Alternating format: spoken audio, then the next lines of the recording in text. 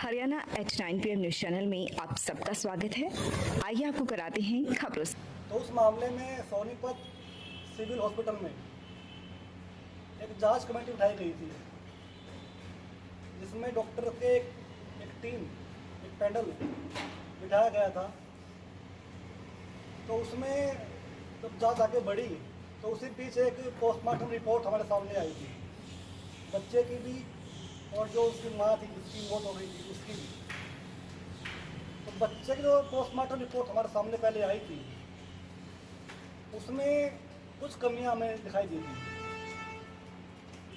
जिसमें कि सबसे पहले बच्चे के सिर पे जो घाव लगा हुआ था, सिर्फ उसका जिक्र उस रिपोर्ट में किया गया था, जबकि दूसरा जो घाव बच्चे के चेहरे पर था उसका उस रिपोर्ट में, उस पोस्टमार्टम रिपोर्ट में कोई भी जिक्र नहीं किया गया था।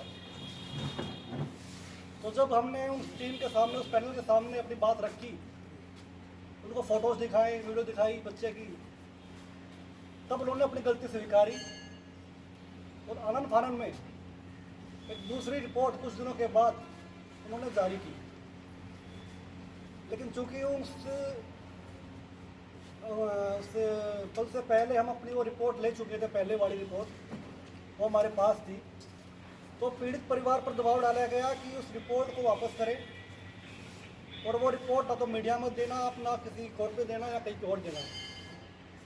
लेकिन पीड़ित परिवार ने उसकी कॉपी अपने पास रखी, जो इस बात को दिखाता है कि कहीं ना कहीं पोस्टमार्टम रिपोर्ट बनाने में एक बड़ी लापरवाही हुई थी, और लापरवाही बाय मिस्टेक हुई थी या किसी के दबाव में की गई थी, कोई घाव छुपाने की कोशिश की गई थी, उसका पता नहीं है।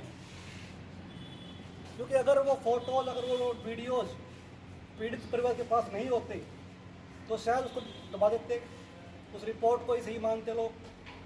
लेकिन चूंकि फ़ोटो में दिखाए, उन पैनल को दिखाए थे, तो उसके बाद कुछ दिनों के बाद वो रिपोर्ट दूसरी जारी की गई थी, ना ही पैनल दे रहा है। तो सारी जो दबाव है पीड़ित परिवार पर दिया जा रहा है, और सारा जो फेवर किया जा रहा है वो हॉस्पिटल का किया जा रहा है, और ऐसे फिर जांच निष्पक्ष हो पाएगी, इसका हमें संदेह है। तो कहीं ना कहीं जो प्रशासन है वो इसको ध्यान दे, और पीड़ित परिवार के साथ जो जाति हो रही है, उन्होंने अपने बच्चे को खोया है, अपनी बीवी को खोया है, उसमें 2 मौत उन परिवार में हुई है, उसी के साथ अगर ये जाति होगी, कोई भी जो उसके फेवर में नहीं आ रही है। अगर बच्चे की मौत कुचलने से भी हुई है तो कुचलना कैसे पॉसिबल हुआ हॉस्पिटल में? क्या बॉडी को कहाँ रखा गया था? और पोस्टमार्टम रिपोर्ट में ये भी आया कि बच्चे की मौत डिलीवरी के दौरान ही हुई है, लेकिन परिवार कह रहा है कि इसकी अल्ट्रासाउंड रिपोर्ट हमने चेक करवाई थी, 1 महीना पहले करवाई थी, 15 दिन पहले करवाई थी, उससे एक डिलीवरी से 2 दिन पहले भी करवाई थी, उसमें सब कुछ नॉर्मल था। तो फिर डिलीवरी के दौरान बच्चे की मौत कैसे हो गई? तो कई सारे ऐसे जवाब है जिनका अब तक सवाल है, जिनका जवाब तक नहीं दिया गया है। ना तो पोस्टमार्टम रिपोर्ट कुछ हो पाया है, और महिला की तो पोस्टमार्टम रिपोर्ट अब तक आई नहीं है। वो कहना है कि अभी तो रिपोर्ट आएगी, वो 1 महीने में आए, 2 महीने में आए, 3 महीने में आई, तब तक तो पूरा मौका दिया जा रहा है हॉस्पिटल को अपना सेटअप करने का। तो जल्द से जल्द पर कार्रवाई की जाए। जो कॉपी है, जो जवाब उन्होंने दिया, जो डॉक्यूमेंट जो जमा करवाए हैं हॉस्पिटल में, पैनल में, उनकी कॉपी को दी जाए। पोस्टमार्टम रिपोर्ट ये ठीक है कि नहीं है, वो तो कोर्ट में बाद में हम उसको केस करेंगे और पता चलेगा क्या कुछ मामला है। तो ये सारी बातें आपके सामने रखनी जरूरी थी, क्योंकि पैनल में भी गलती हुई है, डॉक्टर से भी गलती हुई है, तो पोस्टमार्टम करने वाले डॉक्टर उससे भी गलती हुई है, पुलिस वाले भी दबाव इन्हीं पर डाल रहे हैं। तो जांच ऐसे पूरी हो नहीं पाएगी, न्याय ऐसे मिल नहीं पाएगा। हम चाहते हैं कि न्याय मिले पीड़ित परिवार को, जो भी उन्होंने दर्द उन्होंने सहा है उसके बदले में उनको न्याय मिले और एक सच्चा न्याय यहाँ पे हो।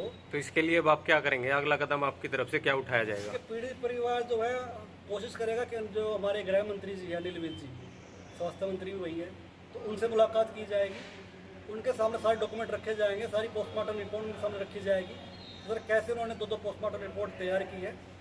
अगर फ़ोटो वीडियो ना होते तो शायद वो रिपोर्ट दूसरी ना आती। पहले जो रिपोर्ट दी गई थी वो हॉस्पिटल में दी गई थी पुलिस के द्वारा ही, वो जो आईओ था वो गया हुआ था, उसने दवाई। दूसरी रिपोर्ट यहाँ पर उन्होंने थाने में दी, शायद व्हाट्सअप की थी थाने में जाके, वो वहाँ से उनको मिली है। पुलिस प्रशासन का और साथ ही जो पैनल वहाँ बैठा है उनका भी पूरा दबाव आया कि उस रिपोर्ट को वापस करें, उसकी कॉपी ना करवाई जाए, उसको किसी को ना दिया जाए। दूसरी जो रिपोर्ट उन्होंने दी, उस रिपोर्ट में दूसरा जो घाव था उसको भी दिखाया गया है। लेकिन सवाल ये है कि दूसरी जो रिपोर्ट थी वो रिपोर्ट बिना डेड बॉडी के उन्होंने कैसे बनाई? फिर दूसरा जो घाव था क्या उन्होंने सिर्फ फोटो देख के उसको डाल दिया रिपोर्ट में? उसकी जांच क्यों नहीं की गई कि वो घाव किसी सर्जिकल ब्लेड से हुआ है या किसी और चीज़ से हुआ है? तो सिर्फ फोटो के आधार पर घाव को डाल दिया पोस्टमार्टम रिपोर्ट में। तो उस रिपोर्ट को क्या हम सच माने? क्या सारे सबूत हमारे साथ में आ पाएंगे कभी भी? क्योंकि बॉडी तो जा चुकी है, बॉडी तो दफनाई जा चुकी है वहाँ पे। तो एक बड़ी लापरवाही वहाँ पे हुई थी, हॉस्पिटल से हुई थी, पोस्टमार्टम रिपोर्ट में हुई थी। सेकंड नंबर पे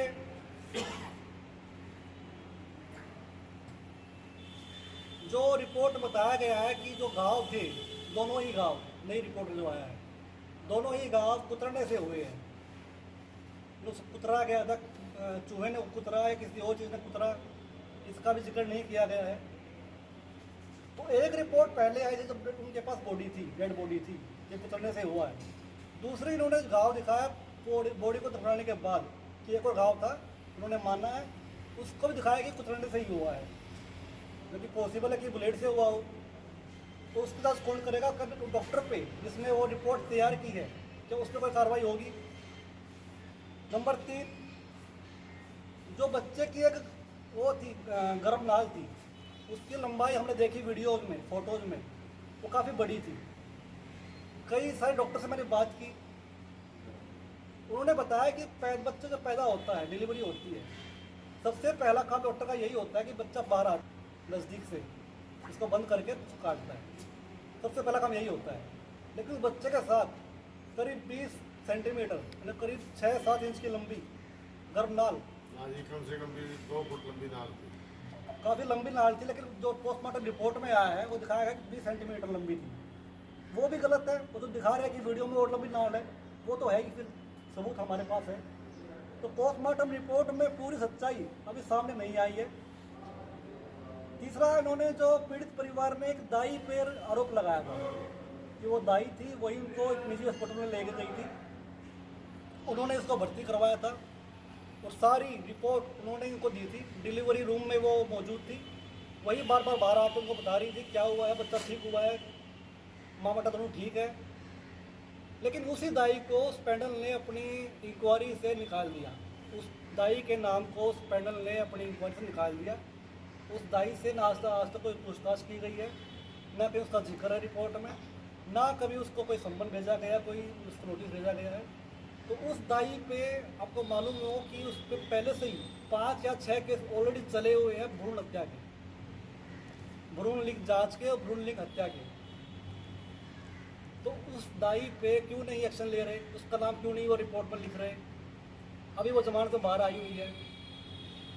तो ये सारी चीज़ दिखाती है कि कहीं ना कहीं हॉस्पिटल का दबाव है पैनल पे, जो कुछ तथ्यों को छुपाने की कोशिश की जा रही है।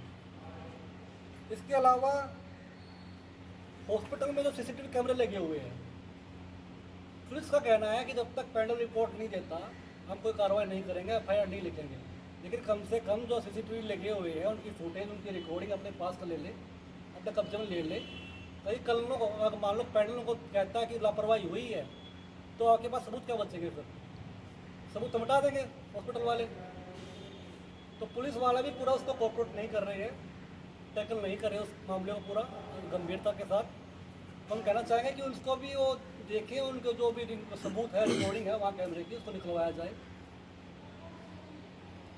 पीड़ित परिवार ने कई बार पैनल के सामने ये बात रखी है कि जी जो भी हॉस्पिटल की तरफ से अपना बयान दिया गया है, जो उन्होंने जवाब दिया है, जो भी डॉक्यूमेंट उन्होंने दिए हैं, उसकी एक कॉपी हमें दी जाए, ताकि हम डॉक्टर को दिखा के, वकील को दिखा के अपनी जांच करवा लें कि भाई क्या उसमें उन्होंने दिया है, क्या बताया है, कुछ ठीक है कि गलत है। तभी तो हम आपको बता पाएंगे कि क्या झूठ बोले, क्या गलत बोल रहे हैं। क्योंकि डॉक्टरी लाइन की परिभाषा है, उनको जो भाषा इनको नहीं आती पीड़ित परिवार को, वो कोई डॉक्टर या कोई वकील देख के बताएगा। कि उन्होंने क्या बताया है रिपोर्ट में, क्या कुछ उन्होंने अपनी सफाई में कहा है। उसे बनी रहने के लिए चैनल को लाइक, सब्सक्राइब और शेयर जरूर करें। धन्यवाद।